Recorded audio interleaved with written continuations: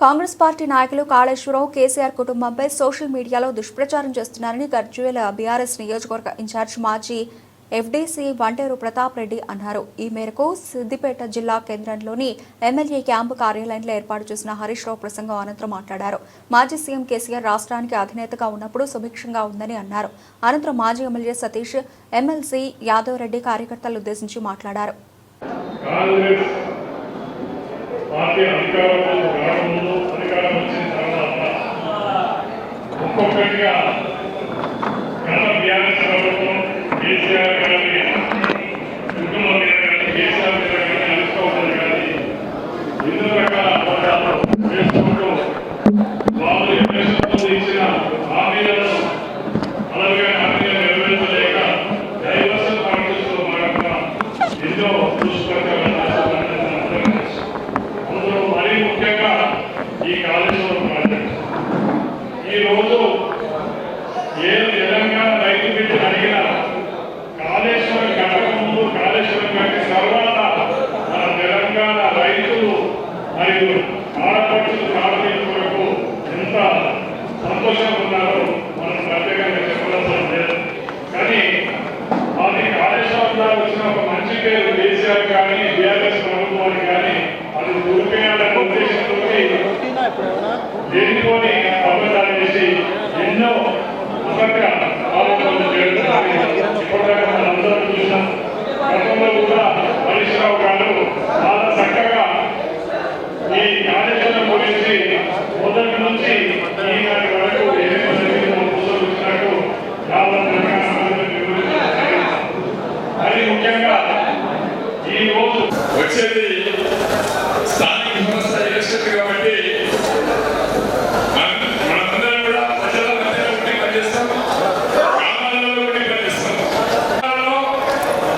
Social మీడియాలో విపరీతంగా Congress party నాయకులు కాంగ్రెస్ పార్టీ మీద, కేసీఆర్ గారి మీద, కేసీఆర్ కుటుంబం మీద దుష్ప్రచారం జరుగుతూ ఉంది.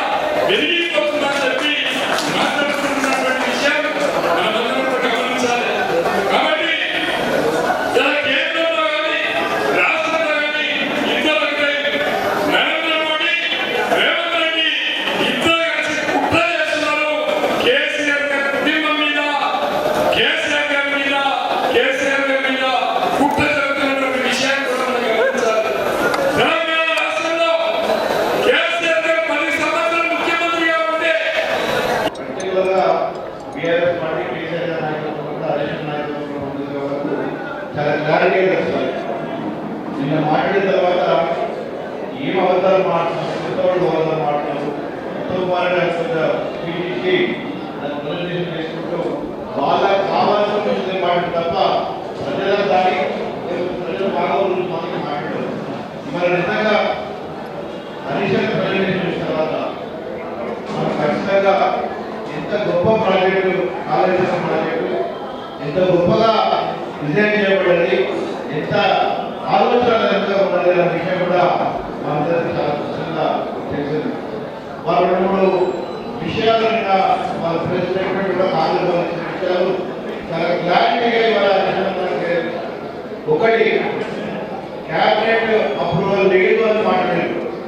మరి దాని ప్రకారం చూస్తే ఇవాళ హరీష్ చెప్పిన దాని ప్రకారంగా క్యాబినెట్ అప్రూవల్ మనకు వచ్చింది.